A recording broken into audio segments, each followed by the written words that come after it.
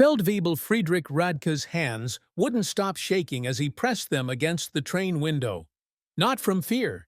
He'd survived Kasserine Pass and the hell of Tunisia without trembling. This was different. This was the vertigo of watching your entire worldview collapse in a single night. The lights. Everywhere, the lights. Electric brilliance blazed from farmhouses scattered across the Texas plains like stars fallen to earth. Street lamps illuminated empty roads at 10 p.m. as if someone had forgotten wartime existed. Shop windows glowed. Barns were lit up like factories. In 3 years of war, Radke had watched Germany disappear into blackout darkness. The Führer's Reich, the thousand-year civilization, couldn't keep a single street corner illuminated after sunset.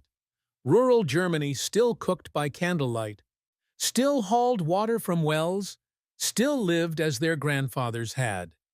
Yet here, in what Goebbels had mocked as the decadent ruins of American capitalism, electricity flowed like a river that would never run dry. The train hissed to a halt. 1,850 veterans of Rommel's Afrika Korps, Hitler's most elite desert warriors, stepped down from cushioned passenger cars with dining service and sleeping berths. Not cattle wagons, not freight holds. Pullman coaches. Radke had expected chains and humiliation. Instead, an American officer apologized that the air conditioning in the cars wasn't working quite right tonight. Air conditioning. For prisoners of war. The entire town of Mexia lined the platform. Curious faces, some hostile, most merely fascinated by the arrival of the enemy.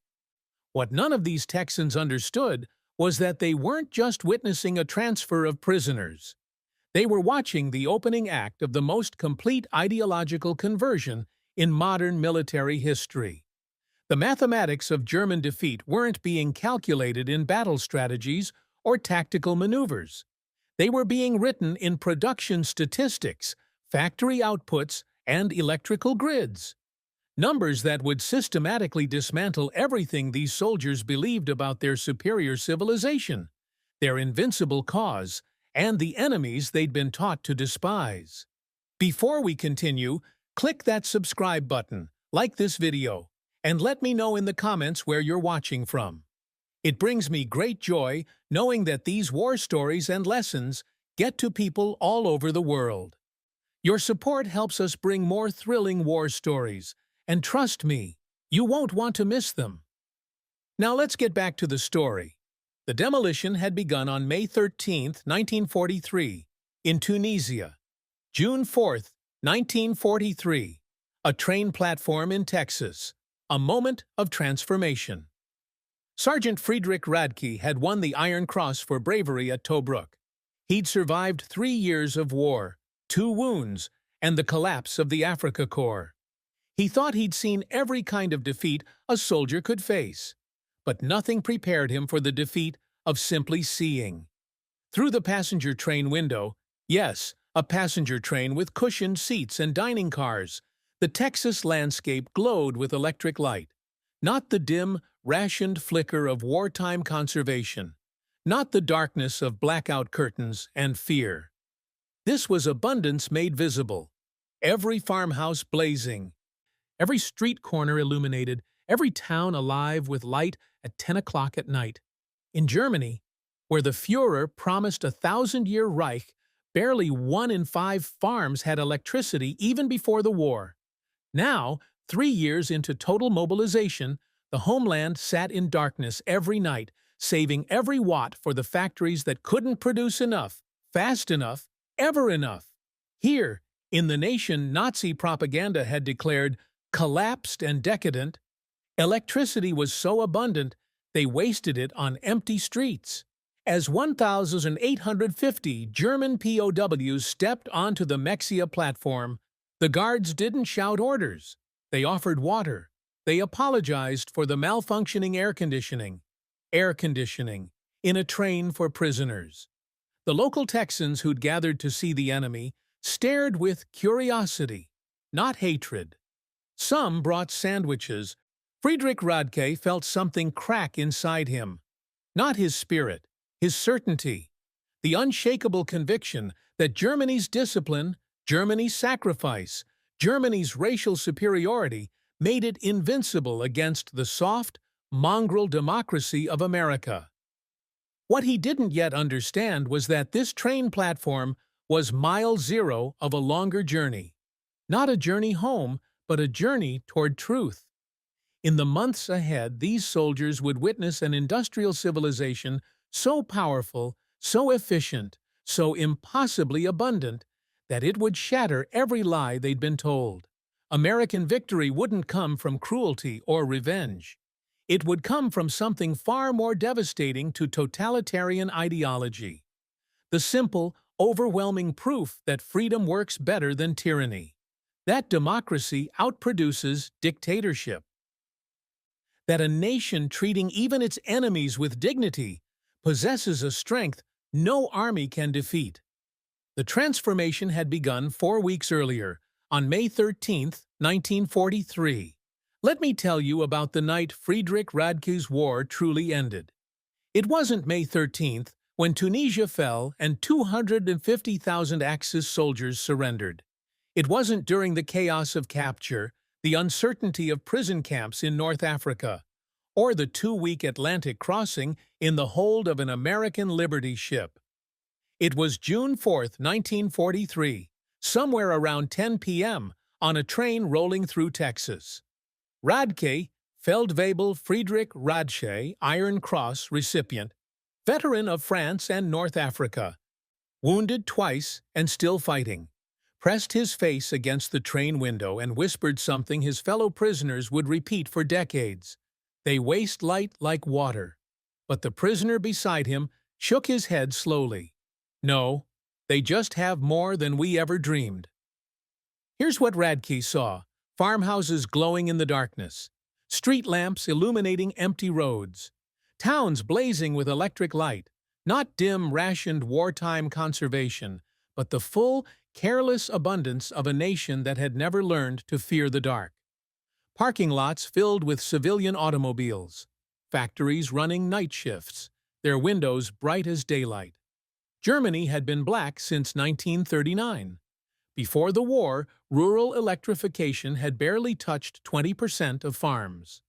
Now, the fatherland sat in darkness, saving every watt for a war machine that still couldn't match Allied production.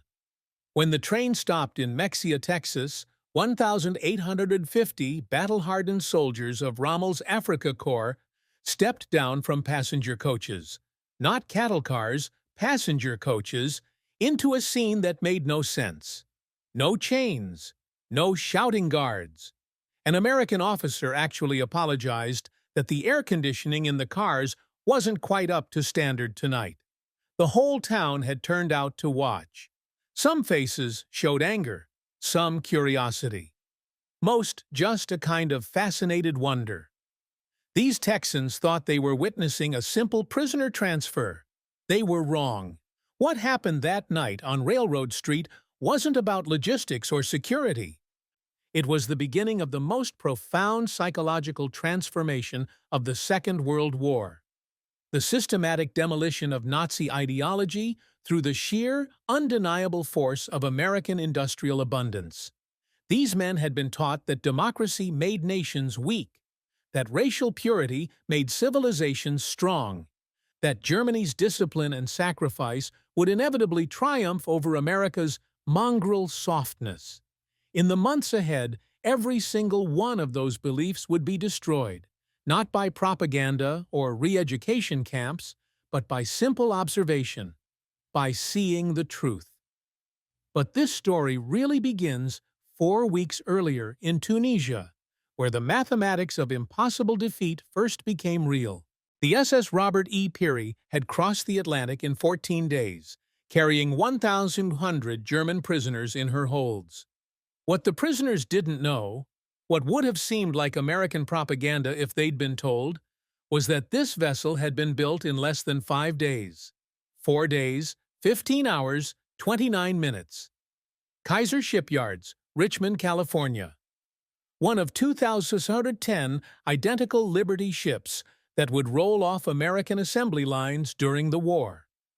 Feldwebel Kurt Zimmermann watched an American sailor scrape half a steak into the ocean. Just scraped it off his plate, the meat barely touched, and dumped it over the rail into the gray Atlantic. Behind him, another sailor poured out a gallon of milk that had sat too long, maybe 6 hours. Zimmerman had made careful notes in the margins of a technical manual, knowing no one would search it. They waste more food each day than my company received in a week in Africa. Not to mock us. They simply have so much that waste means nothing. In the hold where the prisoners slept, bread arrived in wooden crates, white bread, soft and fresh, baked in the ship's own galley. Real coffee, not the ersatz chicory blend that Germany called coffee. Canned fruit, powdered eggs, Spam, which the Americans complained about endlessly while the Germans ate it like delicacy. "This is their bad food," Obergefreiter Weber said, staring at his third full meal of the day. "The food they apologize for." But it wasn't the abundance that shook them most. It was the machinery. Lieutenant Heinrich Vogel, an engineering officer from Stuttgart, spent hours studying the ship's systems. He'd been educated at the Technical University, trained in the finest traditions of German engineering. He understood ships. This vessel made no sense. "Look at this," he told Radke one morning, pointing to a weld seam. "Prefabricated sections. They're not building ships. They're assembling them. Like automobiles." He ran his hand along the hull. The engine components come from 3 separate factories. The hull sections are welded in massive panels, then joined. They've turned shipbuilding into mass production. Above them, the radar antenna rotated steadily. Radar, the technology Germany believed only they, and perhaps the British, possessed in limited quantities, was standard equipment on a cargo freighter. "That's not military hardware," Vogel whispered. "That's commercial. They put radar on cargo ships like we put compasses on bicycles." At night, Zimmerman stood on deck and watched the navigation lights of other vessels. Convoys stretching to the horizon, each ship identical to theirs, each one carrying thousands of tons across an ocean that German U-boats had supposedly made impassable. The numbers haunted him. 3 ships per day at peak production, each requiring 250,000 parts. Components from 32 states assembled in ports that barely existed 2 years ago. "We counted rivets," Vogel said quietly one evening, watching the sun set over the Atlantic. "We perfected technique, refined craftsmanship, took pride in every weld. They perfected systems. They industrialized war itself." Radke joined them at the rail, watching another Liberty ship pass in the distance. "In Tunisia, we fought for fuel drops, rationed every liter, counted every shell." He gestured at the endless convoy. "They built a bridge of ships across the ocean and drove supplies across it like a highway." The American sailor nearby tossed another half-eaten sandwich into the sea.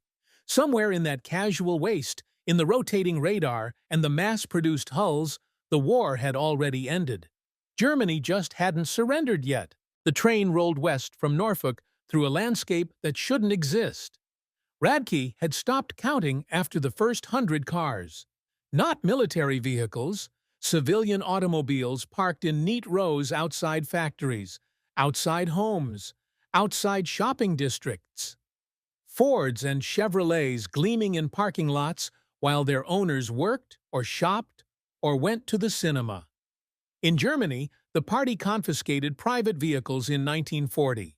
The few remaining cars ran on wood gas converters, sputtering along on rationed fuel. Here, a factory worker drove his own car to his shift. Gefreiter Hans Müller pressed his face against the window. "That's the 3rd automobile factory we've passed. In Virginia alone." His voice carried the flat affect of shock. "They're not even war plants. Those are civilian production lines." But they kept running. Even at war, even with millions of men in uniform. America still built cars for ordinary citizens. Through Kentucky, the factories multiplied. Steel mills belching smoke into the afternoon sky. Chemical plants sprawling across acres. Textile factories, aluminum smelters, engine works, all running at full capacity, all blazing with electric light even in daylight, all connected by rail lines that carried endless freight cars loaded with raw materials, finished goods, coal, steel, rubber. Lieutenant Vogel had given up trying to count. "It's not possible," he muttered. "The industrial capacity we're seeing, it exceeds the entire Ruhr Valley. And this is just 2 states, just the route from the coast inland." At night, the revelation became apocalyptic. The train passed through small towns, places with populations under 10,000, and every single home glowed with electric light. Street lamps marched down residential streets where nothing happened, where no factories demanded illumination, where the lights burned simply because they could.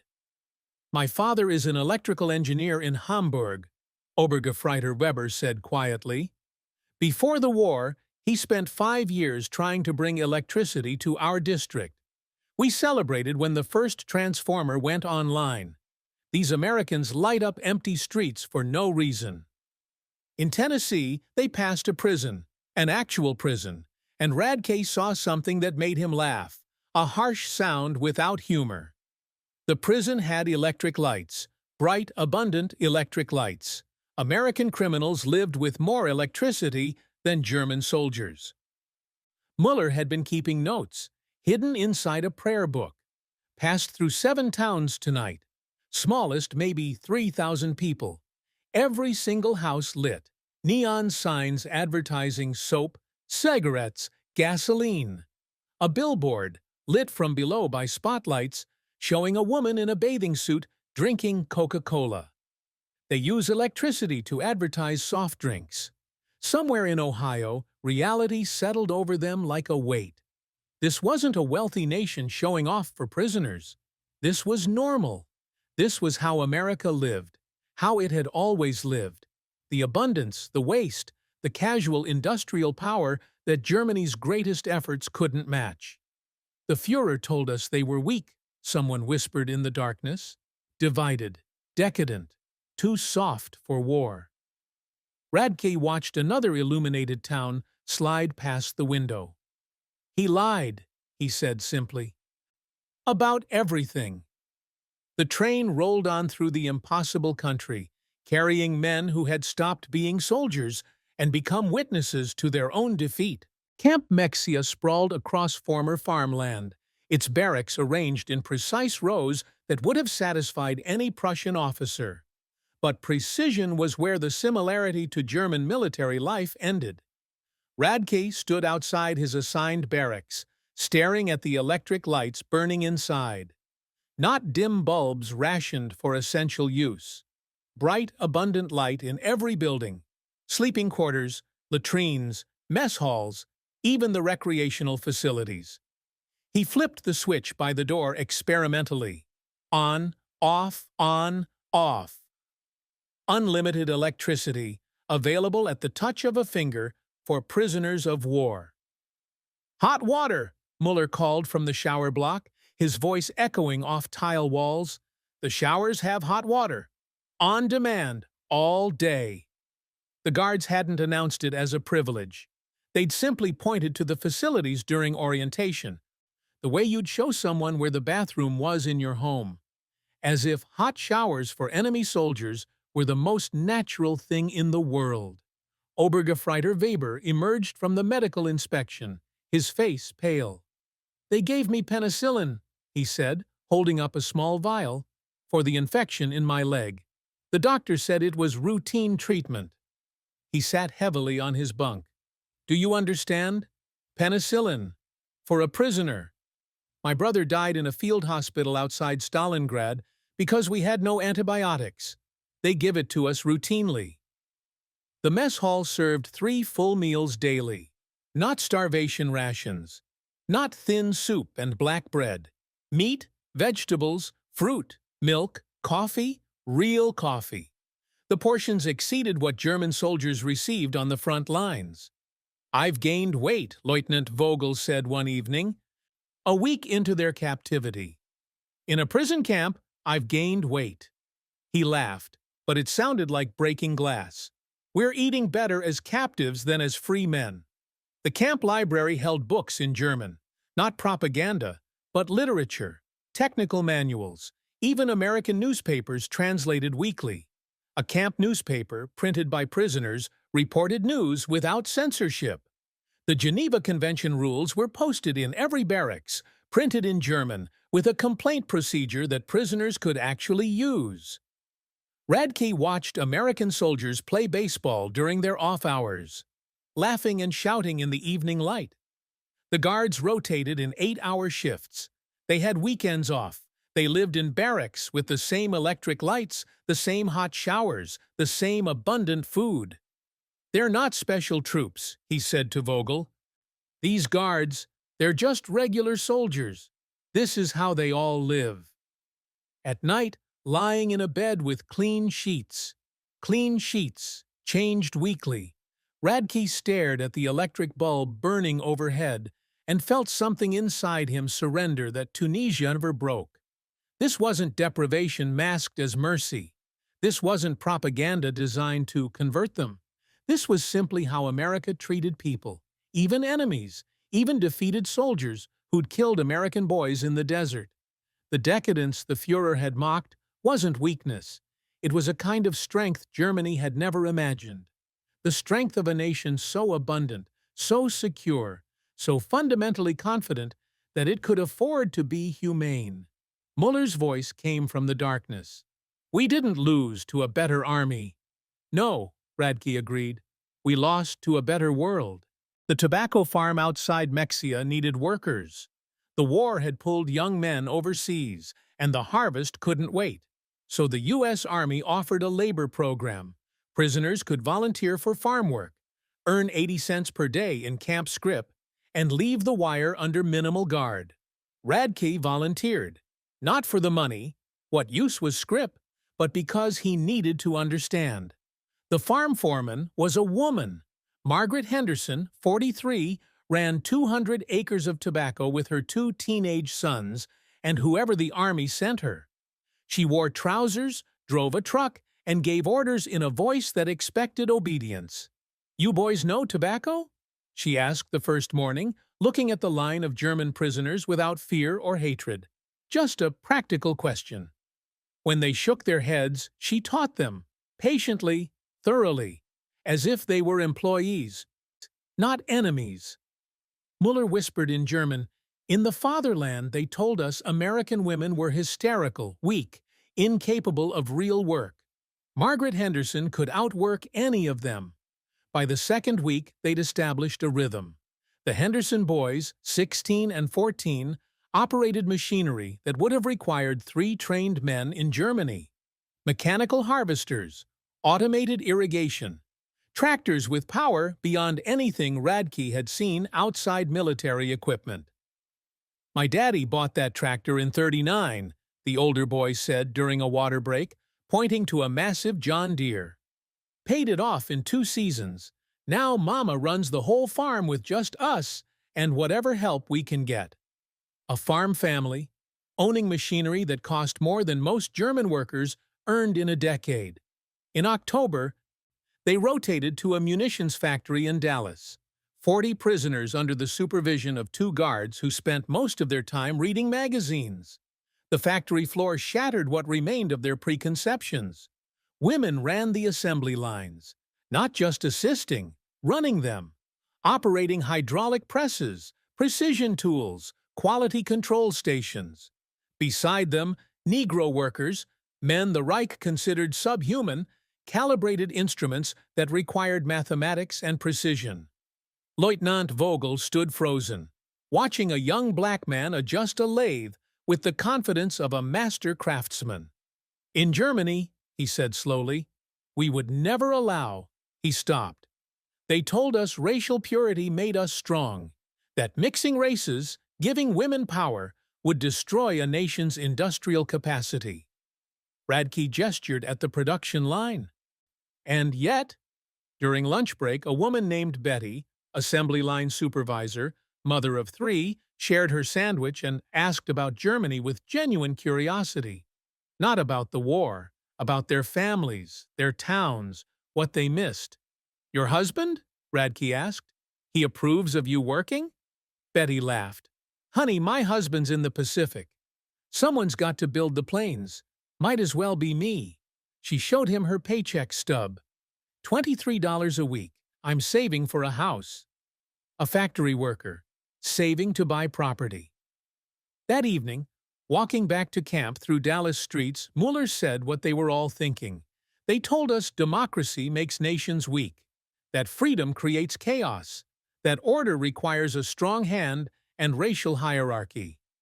Radke watched a black family walking home from church, dressed in Sunday clothes, laughing together without fear. They lied about everything, he said. December came to Texas with unexpected cold. Radke had survived 3 winters of war, Poland, France, Africa, but this would be his first Christmas as a prisoner. He expected nothing.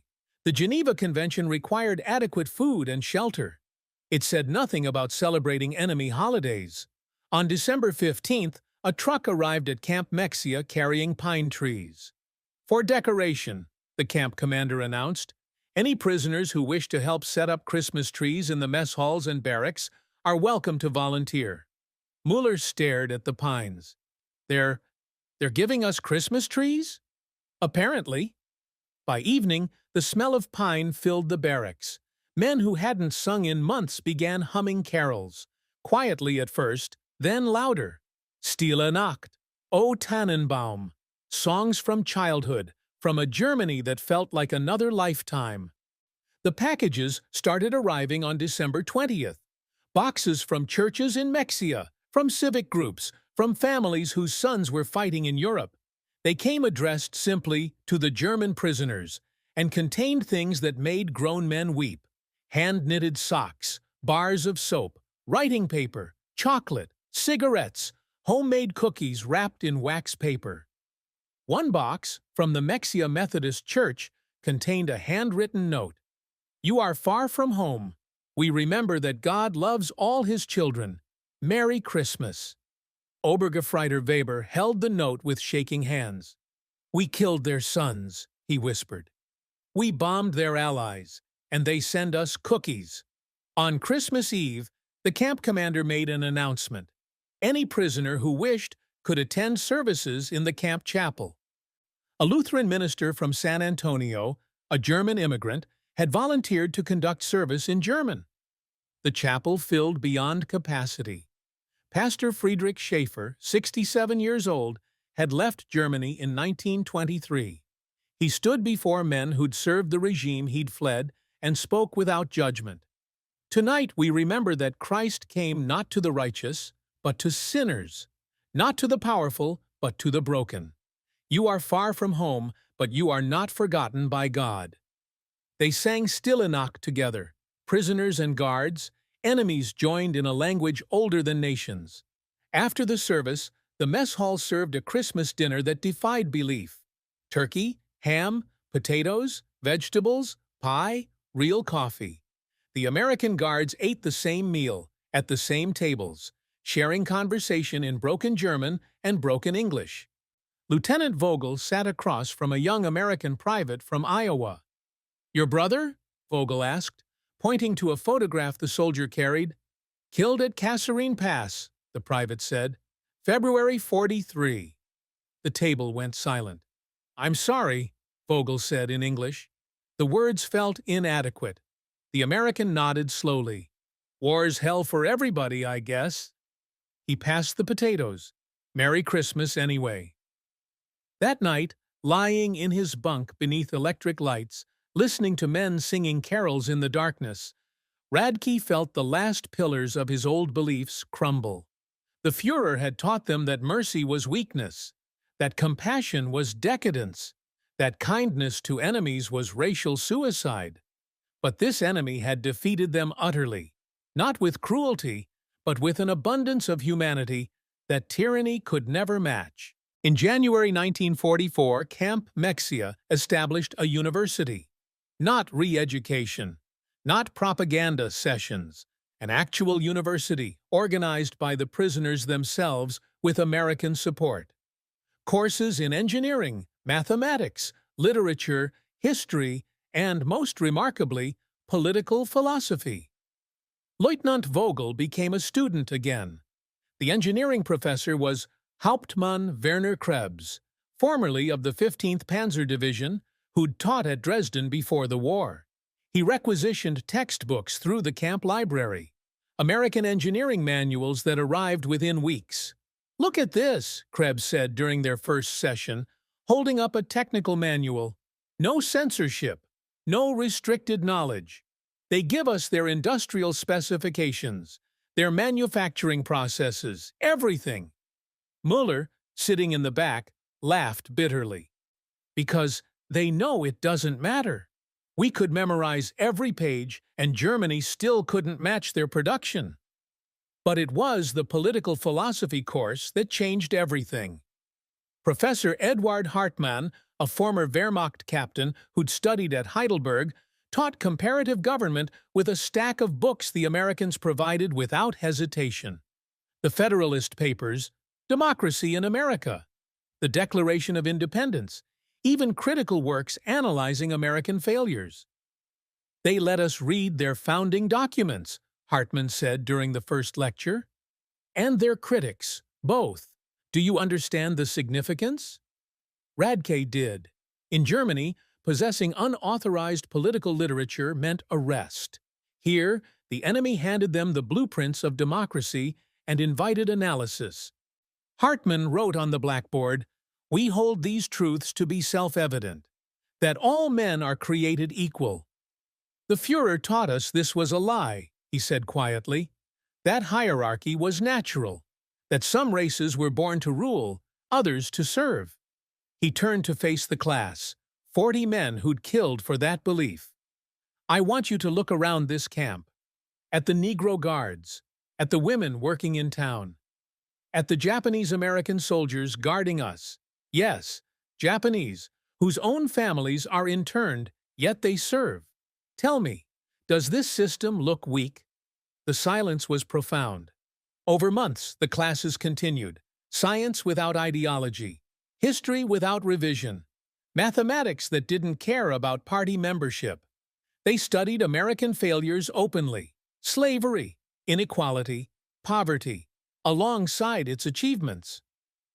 "In Germany, we learned what to think," Weber said one evening. "Here, they teach us how to think." By spring, the camp library had 3,000 volumes. Prisoners formed debate societies, discussing democracy versus autocracy with an intellectual freedom they'd never known in the fatherland. One night, Radke found Vogel reading the Federalist Papers by lamplight. "What are you doing?" Vogel looked up, his expression strange. "Learning how the enemy built something better than we ever imagined." He closed the book. "They didn't defeat us with superior genetics or racial purity. They defeated us with ideas, with systems that unleash human potential instead of crushing it." "You sound like you admire them." "I do," Vogel said simply. "God help me. I do." The indoctrination of a lifetime couldn't survive prolonged exposure to a single devastating truth. Freedom worked better than tyranny. And deep down, they'd always known which system they'd rather live under. The war ended in May 1945. The repatriation began in 1946.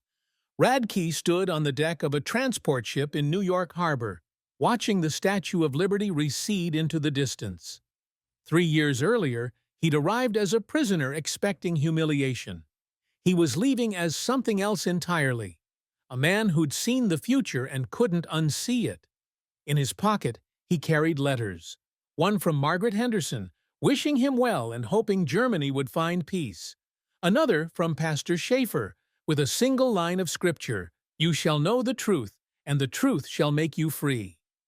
The Germany they returned to didn't exist anymore. Cities lay in ruins, infrastructure destroyed, millions dead or displaced. The Third Reich's thousand-year dream had lasted 12 years and left behind ash. But in the rubble, something new was being born. Müller found work in Hamburg, helping rebuild the electrical grid. He insisted on American standards: widespread rural electrification, redundant systems, public infrastructure. When officials questioned the expense, he said simply, "I've seen what's possible. We're not going backward." Lieutenant Vogel joined the Reconstruction Administration in Frankfurt. In meetings about Germany's future, he argued for democratic institutions with the fervor of a convert. "I fought for the alternative," he told skeptical colleagues. "I lived under it. I saw where it leads. We tried supremacy and discipline. Now we try freedom and law." Some called them traitors, collaborators, men broken by captivity. They didn't care. Obergefreiter Weber became a teacher in a girls' school, something unthinkable in the Old Reich. He taught mathematics and civics, telling his students about a country where women ran factories and owned property. "The Nazis told us educating women was wasteful," he said. "They were wrong about that. They were wrong about everything." In 1949, when the Federal Republic of Germany was founded, dozens of former POWs attended the Constitutional Convention. They'd studied the Federalist Papers in Texas prison camps. They'd debated democracy in barracks, heated by abundant American electricity. They'd learned what free people could build. Radke settled in Munich, working as an engineer. On quiet evenings, he'd tell his children about Texas, not about combat or captivity, but about lights blazing in farmhouses, about hot showers and libraries, about an enemy who'd defeated them with abundance and converted them with mercy. "We were told democracy made nations weak," he said. "That freedom created chaos, that only strong leaders and racial purity could build greatness." He looked at his daughter, studying engineering at university, something impossible before the war. "They defeated us, then they showed us a better way to live." In 1963, Radke received an invitation to speak at the University of Texas. He accepted, traveling back to the country of his captivity as a free man. Standing before American students, he said, "You won the war with bombs and bullets, but you won the peace with something more powerful. Proof that your system actually works. You didn't just defeat us. You showed us what we could become." The former enemies had become the best argument for everything they'd once fought against. Sometimes the greatest victories are won not on battlefields, but in the quiet transformation of human hearts.